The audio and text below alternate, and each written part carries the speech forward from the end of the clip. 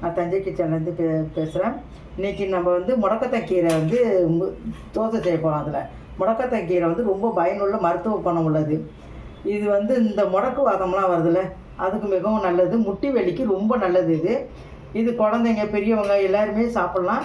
இதை வந்து இப்போ சுத்தம் பண்ணிவிட்டு வந்துடுறேன். இப்போ இதை ஆஞ்சி சுத்தம் பண்ணிவிட்டு வந்துடுறேன். இது ஸ்டவ் பற்ற அஞ்சு இது கடாய் வச்சுருக்கிறேன். இப்போ சூடாகட்டும். அது ஊற்றிருக்கேன், கடலெண்ணெய் ஊற்றிருக்கேன். நல்லெண்ணெய் கூட ஊற்றிக்கலாம். மிளகு கொஞ்சம் போட்டுக்கோங்க.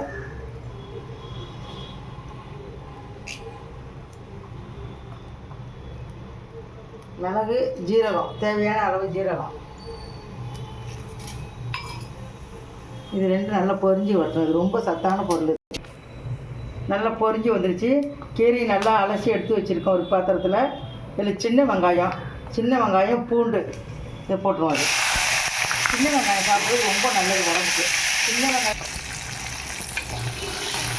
கொஞ்சம் நல்லா வெந்து வந்துருச்சு. மிளகு, ஜீரகம், சின்ன வெங்காயம், பூண்டு இதை போட்டு நல்லா கொஞ்சம் வறுத்துரும். பச்சை வடை போகிற அளவுக்கு வறுத்தோம்னா போதும். இதோட இந்த கீரையை போட்டுருவோம். அதில் முடக்கத்தான் கீரை அவ்வளோ ஒரு பயணம். இது நல்லா வதங்கி வந்துருக்கோம். வதங்கி வந்தது மிக்ஸி ஜாரில் அரைச்சிட்டு இது இந்த பச்சை வடை போனாலே போதும். வந்தாச்சு. இதை மிக்சியில் வந்து தண்ணி ஊற்றாமல் ட்ரையாக ஃபஸ்ட்டு அரைச்சிப்போம். அதை இப்போ அரைச்சிட்டு வந்துட்டேன். இதை வந்து இட்லி மாவு வச்சுருக்கோம்ல, அந்த இட்லி மாவில் ஊற்றிடலாம். அதை இட்லி மாவு ஏற்கனவே ஏன்னா மாவில் தண்ணி இருக்கிறதுனால இது கொஞ்சம் லைட்டாக இருந்தாலே போதும். வந்துக்கிறேங்க. நல்லா பச்சை ஆயிடுச்சு பாருங்கள். ரொம்ப நல்லாயிருக்கு. இதில் வந்து தோசைகள் வச்சு எண்ணெய் தடவிடு.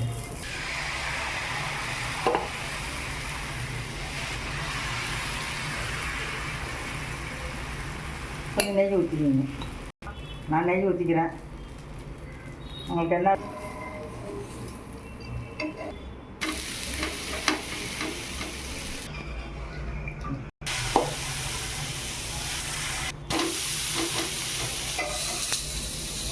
நல்லா செவந்து வந்துடுச்சு.